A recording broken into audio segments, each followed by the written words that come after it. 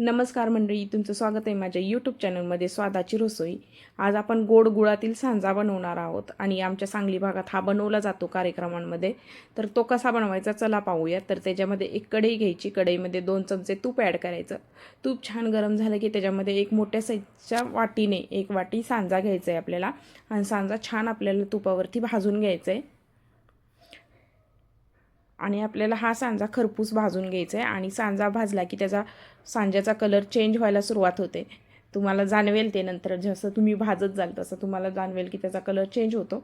तर आपला हा सांजा छान भाजून घ्यायचा आहे आणि आता पाहू शकता आपला सांजा ऑलमोस्ट भाजलेला आहे आणि पांढरट दिसायला सुरुवात झालेली आहे आपला सांजा, म्हणजे आपला सांजा छान भाजला गेलेला आहे।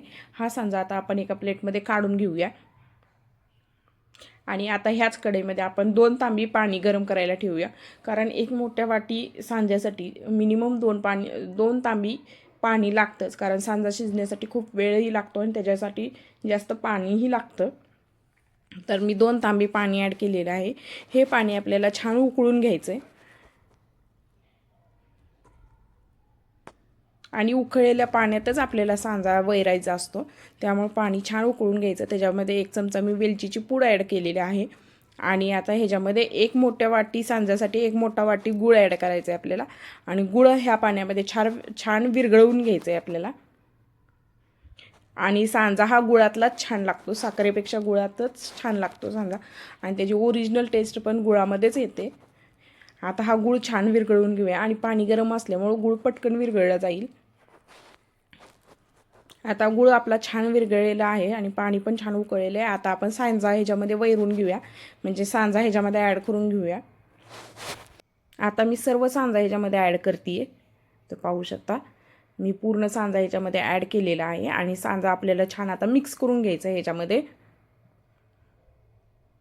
आणि एवढं सर्व पाणी ह्या सांजा शिजण्यासाठी लागणारच आहे। आता तुम्हाला जास्त वाटेल, पण हा सांजा शिजेपर्यंत हे पाणी पूर्ण संपेल आणि त्याच्यावरती ताट झाकून आपल्याला हा सांजा शिजवून घ्यायचा आहे 10-15 मिनटं आणि मधून ताट काढून हा सांजा मिक्स पण आपल्याला करून घ्यायचा आहे, नाहीतर खाली चिटकेल तो कढईला। तर आता पुन्हा एकदा मी ताट ठेवणार आहे आणि याला छान 15 मिनटं शिजू देणार आहे आणि हा सांजा शिजण्यासाठी मिनिमम अर्धा तास लागतोच। हो का, आता ऑलमोस्ट शिजत आलेला आहे, अजून एक 10 मिनटं शिजवण्याची गरज आहे आपल्याला। हा सांजा थोडंसं कच्चा आहे, अजून मी 10 मिनटं ह्याला शिजू देणार आहे। ह्याच्यावरती अजून एकदा मी प्लेट झाकते आणि अजून 10 मिनटं हे शिजून देते आणि आपला 10 मिनटात हा सांजा आपला ऑलमोस्ट शिजून झालेला आहे तयार। ह्याच्यामध्ये जर तुम्हाला ड्रायफ्रूट्स वगैरे टाकायचे असतील तर तुम्ही ह्याच्यामध्ये ॲड करू शकता, मी टाकणार नाही कारण माझी मुलगी खात नाही।